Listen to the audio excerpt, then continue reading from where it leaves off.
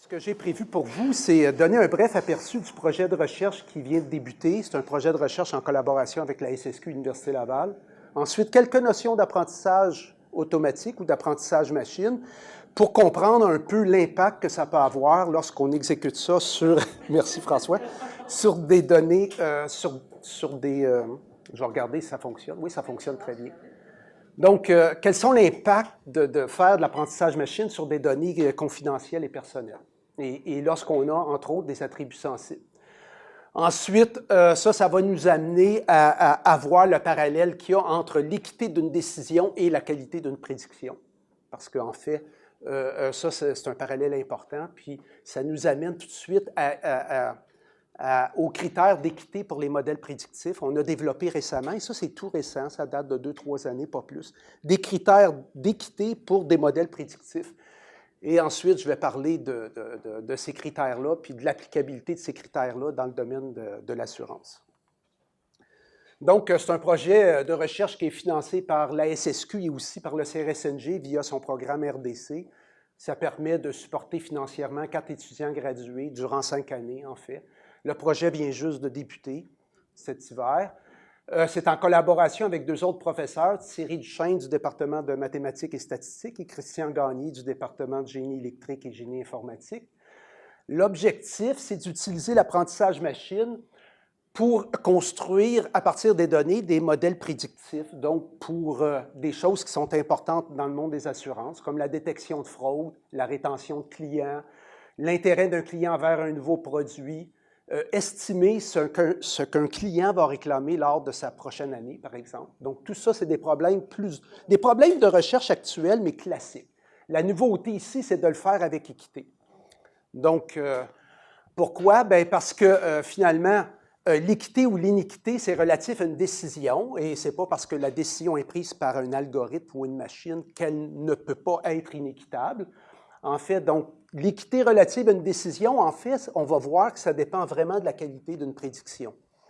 Et donc c'est un peu ça, c'est un peu dans cette optique-là qu'on a ce projet de recherche-là. Donc, 2 petits mots à propos de l'apprentissage machine. L'objet central dans l'apprentissage machine ou l'apprentissage automatique, c'est la même chose, c'est un algorithme d'apprentissage. L'algorithme d'apprentissage, lui, ce qu'il y a en entrée, c'est des données. Et ce qui produit à partir des données, c'est une fonction qu'on appelle un modèle prédictif. Donc, les données sont sous forme d'un ensemble d'exemples. Prenez par exemple, et chaque exemple est en fait une paire instance-étiquette. Donc, X ici, ça serait l'instance, et étiquette, c'est ce qu'on veut prédire à propos de l'instance, si vous voulez. Un petit exemple simple, qui n'est pas du tout dans le domaine des assurances, c'est que supposons que vos instances X, ce sont des propriétés, et Y, ça serait le prix de vente de cette propriété-là. Lorsque la propriété s'est vendue, c'est au prix Y. Donc, X, c'est les propriétés, puis on représente les propriétés par des attributs, en fait, qui, on croit, sont pertinents pour déterminer le prix de vente. Donc, ça serait, par exemple, la superficie du terrain, l'emplacement du terrain, le nombre de pièces, etc. Donc, il y en a beaucoup. Et finalement, Y, c'est le prix de vente. Puis, à partir d'un échantillon, donc propriété et prix de vente, finalement, on fournit ça à un algorithme d'apprentissage. Puis, la sortie, c'est un modèle prédictif. C'est une fonction H qu'on appelle un modèle prédictif. Puis, ce modèle prédictif-là, peu importe l'entrée, c'est-à-dire l'instance, la propriété que vous lui fournissez, il va prédire quelque chose, puis il va tenter de prédire ce qui est conforme à ce qu'il a vu, c'est-à-dire le prix de vente de la maison. Donc, j'ai vu qu'il y avait... c'est bien. Donc,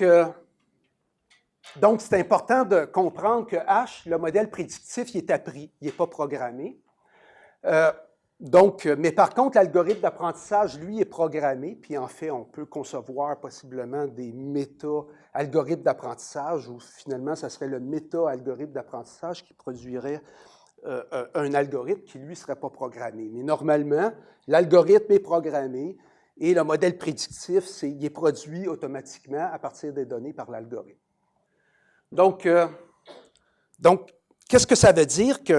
Comment est-ce qu'un algorithme peut produire une fonction qui est un modèle prédictif? Donc, on va en donner un exemple. Ici, c'est juste un exemple. Il y a plusieurs variantes de ça. Normalement, la première chose qu'on fait, c'est qu'on transforme chaque instance en un grand vecteur de caractéristiques. Donc, ce vecteur de caractéristiques, ça comprend les attributs originaux et des transformations qu'on peut faire sur ces attributs-là dans le but d'obtenir possiblement un prédicteur, un modèle prédictif plus performant. Donc, on peut se mettre à multiplier ensemble les attributs originaux, les transformer de manière non linéaire. Puis on a un immense vecteur de caractéristiques. Et la fonction produite par l'algorithme d'apprentissage, c'est souvent une fonction linéaire de ces caractéristiques-là. Donc, ce que l'algorithme d'apprentissage va produire finalement, c'est juste un vecteur de poids, un W. Vous voyez ça comme un ensemble de nombres qui a la même dimension que votre vecteur de caractéristiques. Puis tout ce que va faire l'algorithme, c'est trouver comment pondérer chacune des caractéristiques dans le but d'en faire une bonne fonction linéaire. C'est ce que ça produit. Puis, donc, finalement, produire une fonction, c'est juste produire un vecteur de poids qui pondère nos caractéristiques que nous, on a encodées au préalable. Puis, c'est quoi le vecteur de poids qu'on cherche à produire? Bien, c'est un vecteur de poids qui minimise une fonction objectif. Le premier terme de sa fonction objectif-là, finalement, c'est l'erreur sur les données. Donc, on cherche un vecteur de poids qui font peu d'erreurs sur les données. Puis, en même temps, on veut un prédicteur qui soit assez simple. Et la simplicité est souvent mesurée par la grandeur des poids. Donc, on veut que les poids ne soient pas trop grands, qu'il y ait une norme euclidienne petite et qui sont un bon fit sur les données, qui prédisent bien les données. Donc, grosso modo, c'est ça qu'on veut faire. Pourquoi qu'on veut le faire? Bon, c'est parce qu'on a des garanties solides, en fait. On est capable de démontrer lorsque le W, la valeur de la fonction pour un W donné est très faible, bien, ça veut dire que son erreur de généralisation va être faible. Ça veut dire que dans l'avenir, pour les nouveaux exemples, bien, l'erreur va être faible. Puis en fait, c'est même plus fort que ça, c'est que ça va se comparer finalement, lorsque le nombre d'exemples, évidemment, est suffisamment grand, bien, ça va se comparer au prédicteur optimal d'une norme donnée. Donc, on a des garanties vraiment très, très solides à l'effet qu'en fait, c'est ça qu'il faut faire sur les données pour obtenir un bon modèle prédictif. OK. Donc, le problème avec plusieurs compagnies, dont l'industrie de l'assurance, c'est qu'on produit des modèles prédictifs à partir des données qui sont personnelles. C'est-à-dire les X ici, là, c'est des personnes, ce n'est pas des objets, ce n'est pas des maisons, ce n'est pas des autos, c'est des humains. Puis là, bien, on représente les humains par des attributs aussi. Puis ces attributs-là, ça va être quoi? Bien, ça va être, par exemple, sa cote de crédit. Dans le monde des assurances, c'est un des attributs les plus importants. Votre cote de crédit, gracieuseté d'Equifax, qui réussit à se faire craquer, mais les autres sont comme... C'est pas grave, mais ils ont des données importantes sur nous, qui ont un impact sur nous. Et ça, c'est utilisé. Certaines de nos habitudes de vie, il y a des caractéristiques qu'on a. Si vous demandez une assurance vie, la première question qu'on va vous poser, mais est-ce que vous fumez? Donc, ces données-là sont là. On prend ces caractéristiques-là. Les réclamations antérieures, donc, par exemple, l'assurance médicaments, donc on a l'ensemble de vos réclamations antérieures, la liste des médicaments que vous avez consommés, les consultations psychologiques, donc vous voyez des données personnelles très sensibles, très confidentielles, en fait. Et c'est comme ça qu'on représente les humains, les personnes, en fait, dans le but d'estimer le risque d'assurer une personne. Ça, c'est le but. Puis, estimer le risque, en gros, ça consiste souvent à estimer la prime, c'est-à-dire, le problème d'estimation de prime, ça revient en gros à estimer le montant qu'un client va réclamer durant sa prochaine année. On essaie de faire ça et c'est ça qui va déterminer finalement le coût de votre police. Donc, il y a toutes sortes de variantes. On peut tenter d'estimer le montant total que vous allez réclamer ou la probabilité de faire une ou plusieurs réclamations ou même la fréquence, le nombre de réclamations que vous allez faire. Puis, on voit, donc c'est ce qu'on tente d'estimer. Donc, notre modèle prédictif ici, bien, c'est juste quelque chose qui essaie de prédire le montant que vous allez réclamer durant la prochaine année. Et ce modèle prédictif-là va donc avoir un impact sur le client parce que ça va déterminer le coût de sa police. Okay? Donc, c'est pour ça qu'il faut prendre garde au modèle prédictif. Puis, Finalement, l'iniquité ou l'équité d'une décision, bien, ça dépend alors de la qualité de la prédiction que vous allez faire. Donc, on peut parler à ce moment-là d'équité d'un modèle prédictif. Et puis, qu'est-ce qui fait qu'un modèle prédictif va être équitable? Bien, c'est qu'il ne désavantage pas un groupe d'individus par rapport à un autre, au profit d'un autre, finalement. Donc, c'est rendu une préoccupation majeure dans le monde des assurances. À preuve ici, l'édition du National Law Review du 24 avril 2019, donc il n'y a vraiment pas si longtemps, on nous annonce ici que le New York Department of Financial Services, il demande aux compagnies d'assurance qui ont des clients dans la ville de New York, bien, de prouver que leurs modèles de tarification sont équitables. Rien de moins que de leur envoyer leur fardeau de la preuve. Prouvez-vous que votre modèle de tarification est équitable. Donc, c'est une réglementation, en fait, qui arrive, puis donc les compagnies d'assurance préparent à ça. OK, donc, qu'est-ce qu'on veut dire à ce moment-là par modèle prédictif équitable? Bon, on a déjà dit qu'il ne fallait pas que ça désavantage un groupe par rapport à l'autre. Comment sont identifiés les groupes? Bien, les groupes sont identifiés par ce qu'on appelle des variables sensibles. Donc, des variables sensibles, par exemple, ça peut être l'origine ethnique. On ne veut pas désavantager un groupe d'origine ethnique par rapport à un autre groupe. Ça peut être la race des individus, ça peut être le sexe, le genre, et il y en a une liste qui est appelée à s'allonger au cours du temps de ce que c'est que les variables sensibles. Okay? Et un modèle prédictif, ça ne doit pas être biaisé négativement envers tout groupe d'individus identifiés par ces variables sensibles-là. Donc, jusqu'à maintenant, la façon qu'on a réglé le problème, je dirais, ou cette préoccupation-là, c'est qu'on a interdit au modèle prédictif d'utiliser ces variables sensibles-là. OK? Puis en fait, ça fait l'objet même de plusieurs législations dans certains pays.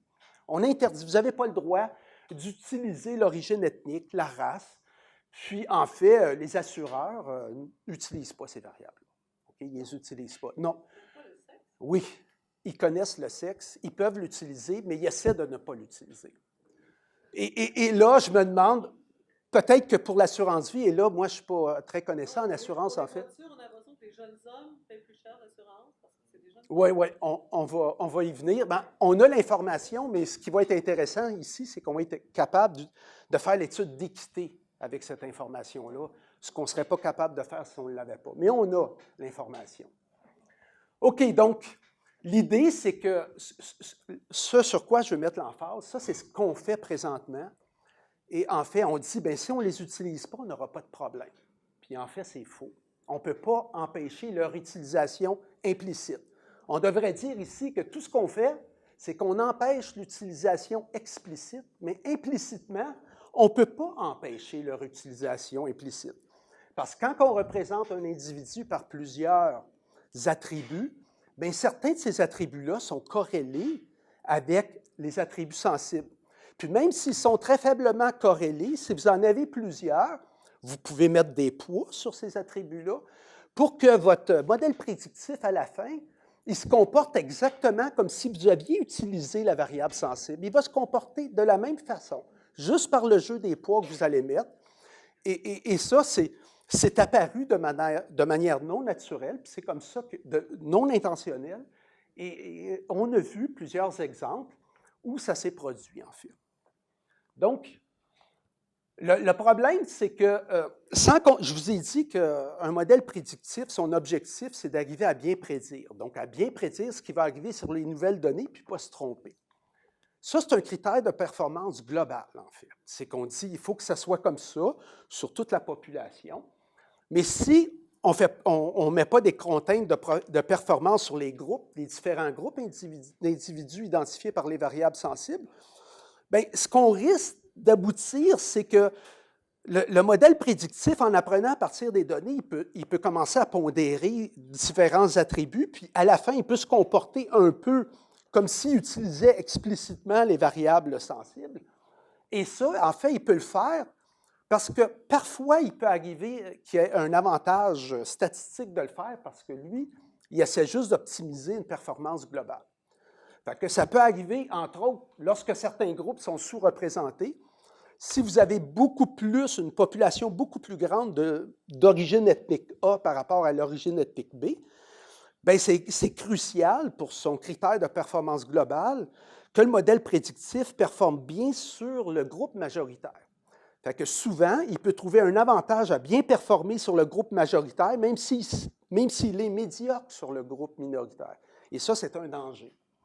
L'autre danger, c'est qu'en fait, on est un peu négligent dans les attributs qu'on utilise et dans les caractéristiques qu'on construit, puis on n'a pas les bonnes caractéristiques et les bons attributs, ce qui fait que le prédicteur a tendance à être assez médiocre et il va à ce moment-là trouver avantage à utiliser une combinaison des attributs qui sont corrélés avec les variables sensibles pour augmenter sa performance. Si dans le groupe A, mettons,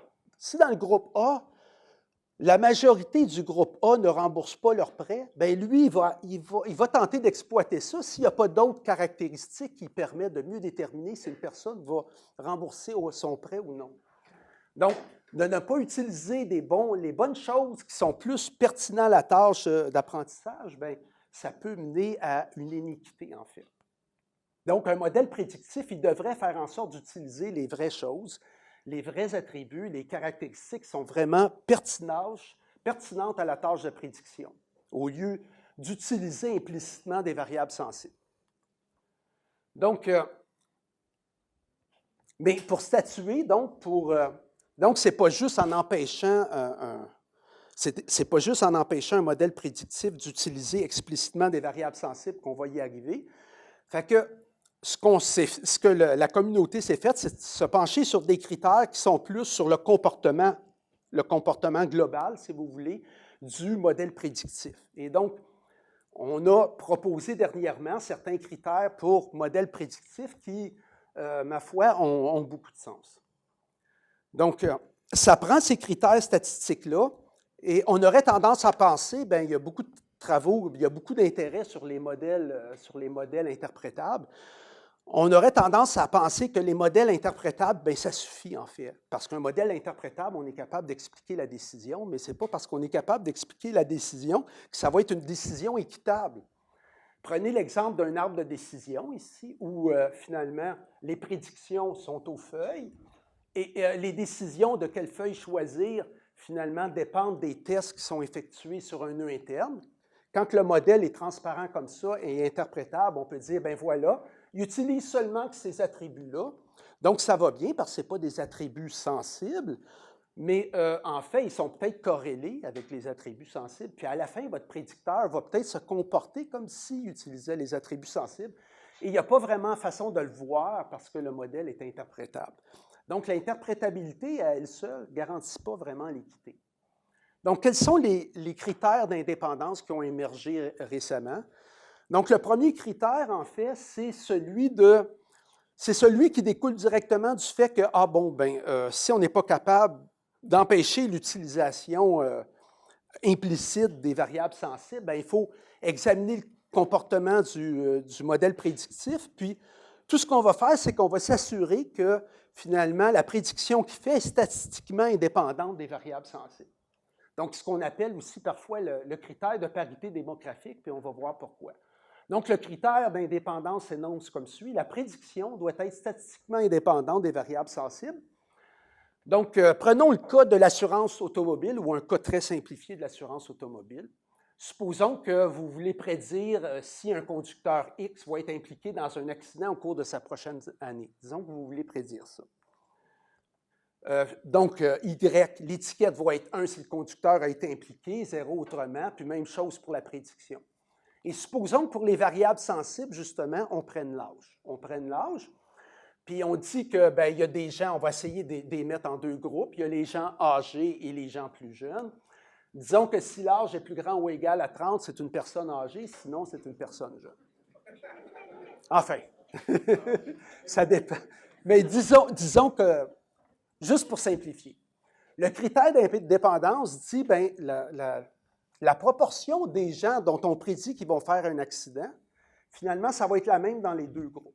C'est ça qu'on dit. Pour que le modèle prédictif soit équitable et qu'il satisfasse le critère d'indépendance, il suffit juste de s'assurer que la probabilité ou la proportion des gens qui font un accident mais soit la même dans les deux groupes.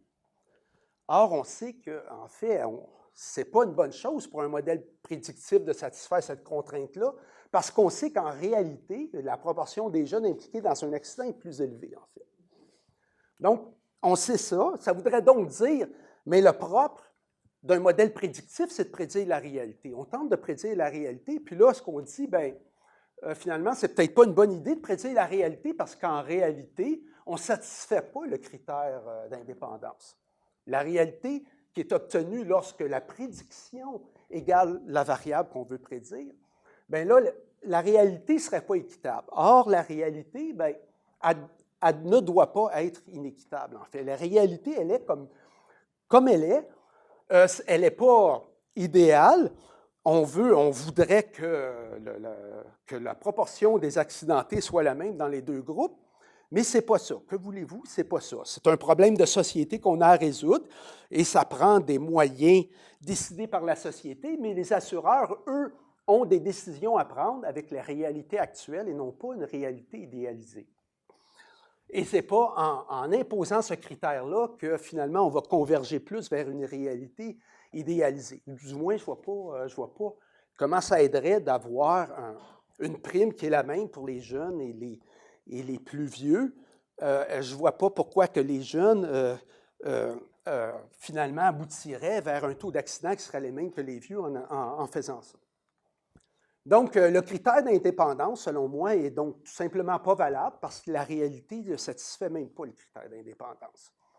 Donc, ce que ça implique, c'est quelque chose qui est un peu choquant, ce qui peut paraître choquant, en fait, ça m'avait choqué sur le coup, c'est que si le critère d'indépendance n'est pas valable, ça veut dire qu'il faut permettre la dépendance statistique entre la prédiction et les variables sensibles. Il faut la permettre, mais de manière équitable. Et ça implique qu'il faut donc permettre la dépendance statistique entre la décision et les variables sensibles aussi. Et ça, c'est peut-être plus difficile à accepter. C'est pour ça que j'ai mis un point d'exclamation. Mais enfin, il faut la permettre. L'analyse qu'on vient de faire montre qu'il faut la permettre, mais de manière équitable. Puis une solution qui a été proposée, je trouve qu'il y a beaucoup de sens, c'est de permettre cette dépendance-là par l'intermédiaire de la variable qu'on veut prédire. Ce qui nous amène au critère de séparation ou égalité des chances, proposé récemment par Hart et ses collaborateurs. Et ce que ça dit, c'est que la prédiction doit être statistiquement indépendante des variables sensibles lorsque la variable qu'on tente de prédire est fixée, est donnée. Okay? Donc, si vous voulez, H est statistiquement indépendant, donc la prédiction statistiquement indépendante des variables sensibles, conditionnellement à la classe ou à la variable qu'on tente de prédire. Donc, la dépendance est permise, mais uniquement via la variable qu'on tente de prédire. Donc, on peut voir que la réalité à ce moment-là, qui est obtenue quand H égale Y, satisfait bien que trivialement ce critère, parce que Y va être statistiquement indépendant de A quand Y est fixe. Donc, la réalité satisfait ce critère-là. Puis, pour le cas simplifié de l'assurance automobile, au lieu d'avoir l'égalité que je vous ai présentée, on a deux égalités. Chacune des égalités, celle en haut, concerne les individus qui ont été impliqués dans un accident. Vous voyez, Y est égal à 1. Ça, c'est les individus qui ont été impliqués dans un accident. Bien, ce qu'on dit, c'est que pour les individus qui sont impliqués dans un accident, la proportion des gens dont on prédit qu'ils vont être impliqués dans un accident est la même dans chacun des groupes. Même chose pour ceux qui n'ont pas été impliqués dans un accident. La proportion des individus dont on prédit qu'ils vont faire un accident va être la même dans les deux groupes. Et donc, moi, je trouve que c'est vraiment un critère qui a tout son sens, en fait. Pardon? Qui a déjà péché, pas péché de nouveau. Oui, c'est ça. Puis, par contre, vous voyez que pour appliquer ce critère-là, pour mesurer si le modèle prédictif satisfait ce critère-là, il faut qu'il y ait accès aux variables sensibles sur les individus, donc pour pouvoir l'évaluer. Donc, Hart sont allés plus loin, en fait. Ils ont proposé une méthode de post-traitement, une méthode assez simple de post-traitement du prédicteur, d'un classificateur inéquitable, afin qu'il y ait de le rendre équitable. Donc, on est capable de corriger un classificateur inéquitable puis le rendre équitable pour qu'il satisfasse le critère de séparation. Donc, c'est intéressant parce qu'il n'y a pas de besoin d'avoir, on n'a pas de besoin d'avoir le modèle prédictif. Donc, les compagnies peuvent garder leur modèle. Il suffit juste qu'ils puissent prédire sur les données qu'on va leur envoyer. Donc, ça évite de devoir réapprendre un modèle prédictif. Par contre, bon, les variables sensibles doivent être connues. On doit y avoir accès pour savoir si c'est équitable ou non, puis pour rendre le prédicteur équitable. Par contre, ce qu'on observe, on observe généralement une dégradation de la performance du modèle prédictif. Quand on le rend équitable, il devient souvent moins performant. Donc, nous, ce qu'on va tenter de faire dans le projet de recherche, entre autres, bien, on va bien entendu essayer de reproduire ces résultats-là, mais on va tenter d'inclure la contrainte d'équité dans un algorithme d'apprentissage. Puis, on va se pencher sur deux grandes approches, je dirais. La première, c'est de construire des caractéristiques qui, elles, sont conditionnellement indépendantes des variables, étant donné la classe, étant donné la variable qu'on veut. Donc, on peut penser, un coup qu'on a ces caractéristiques-là, on peut faire des synthèses d'arbres de décision ou faire des approches de type boosting, donc un moyen-âge pondéré d'arbres de décision. Donc, on peut faire plusieurs choses avec cette approche-là. La deuxième approche, c'est qu'on va utiliser un peu ce qu'on a fait dans une recherche récente, dont avec François, justement sur les réseaux de neurones adversariales. C'est que là, on va essayer de faire l'apprentissage de ça de manière à ce que la dernière couche d'unité cachée présente une représentation à partir de laquelle il est impossible de prédire les variables sensibles ayant la même étiquette pour le critère de séparation. Donc, deux grandes approches qu'on va étudier. Puis, c'est important quand même de faire l'effort d'obtenir un modèle prédictif qui satisfait un critère d'équité, parce qu'à ce moment-là, on trouve à le forcer en quelque sorte à utiliser des caractéristiques qui sont plus pertinentes à la tâche de prédiction. Puis, dans le cas d'un réseau de neurones, bien, il peut trouver des caractéristiques qui sont plus pertinentes à la tâche de prédiction. Donc, il existe d'autres critères d'équité qui sont, selon moi, valables. Il y a le critère de suffisance où finalement, ici, c'est la variable qu'on tente de prédire qui est statistiquement indépendante de la variable sensible lorsque la prédiction est fixe. C'est un critère, on peut montrer que la réalité, encore une fois, la réalité, en fait, trivialement, satisfait ce critère-là parce que Y, lorsque H égale Y, à ce moment-là, Y est statistiquement indépendant lorsqu'il est fixe. Il y a aussi le critère d'égalité des erreurs, où là, ce qu'on impose, c'est que le taux d'erreur est le même dans chacun des groupes définis par les variables sensibles. Donc, on aurait un taux d'erreur ici pour le groupe 1 qui serait égal au taux d'erreur pour le groupe 2, par exemple. Donc tous les groupes auraient le même taux d'erreur. Donc, on s'assure à ce que la performance du modèle prédictif soit la même dans chacun des groupes. Donc, ça aussi, ça satisfait... la réalité satisfait ce critère-là parce que si H égale Y, mais le taux d'erreur est égal à 0 dans chacun des groupes. Donc, ça satisfait le critère.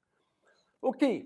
Donc, il y a des cas intéressants qu'on veut étudier dans le cas des assurances. Par contre, en assurance, bien, on n'a pas l'information sur la race des personnes, l'origine ethnique, la religion, parce que les assureurs veulent pas que leur modèle prédictif en tienne compte. Donc, on ne pose même pas la question aux gens. On n'a pas cette information-là. Par contre, on a l'information sur le genre. Hein, on sait que c'est un homme ou une femme. On a l'information sur l'âge de la personne. On connaît l'âge de la personne, puis son adresse. Son adresse, donc l'adresse de la résidence, sont connues. Donc ça, au moins, ça nous donne quelques variables qui sont sensibles dans le cas du genre, peut-être sensible aussi dans le cas de l'âge, peut-être un peu moins sensible dans le cas de l'adresse de résidence, mais on peut faire quand même une étude. Pour l'assurance automobile, bien, on sait que les modèles prédictifs d'estimation de la prime, donc que vous allez devoir payer, prennent en compte l'expérience de conduite du client, mais ça, c'est très corrélé avec l'âge, finalement. Donc, on peut examiner dans quelle mesure ces modèles prédictifs-là sont équitables selon les critères mentionnés, mais lorsque la variable sensible est l'âge du client. On se propose aussi de le faire lorsque la variable sensible est le genre. En assurance habitation, les modèles prédictifs prennent en compte le code postal. Apparemment, c'est un gros attribut là, qui détermine beaucoup le montant de votre assurance, en fait. Donc, dans quelle mesure, à ce moment-là, les critères d'équité sont satisfaits la variable sensible serait la localisation géographique? Dans quelle mesure ces critères-là, lorsque apparemment on utilise l'âge moyen des occupants, bien, on a l'âge des personnes, des occupants adultes. Donc, on peut regarder comment est-ce que ce critère-là est satisfait lorsque l'âge moyen est la variable sensible. Même l'état matrimonial, on peut faire l'étude à propos de ces variables-là, en considérant qu'il s'agit d'une variable sensible. Donc, dans tous les cas, c'est important parce que finalement, ça va nous amener à poser la question suivante. Est-ce qu'on peut penser à d'autres caractéristiques qui seraient plus pertinentes pour améliorer la performance du modèle et l'équité du modèle? Donc, en résumé, les messages que je tiens à passer, c'est que pour que les décisions sur des gens soient équitables, il faut que les modèles prédictifs soient équitables. C'est très important. Puis, un modèle prédictif ne peut pas uniquement se contenter d'ignorer les variables sensibles. Ce n'est pas comme ça qu'on atteint l'équité. L'interprétabilité non plus, ce n'est pas suffisant à assurer l'équité des prédictions. Donc, les modèles prédictifs doivent en fait satisfaire des critères statistiques d'équité qui sont valables.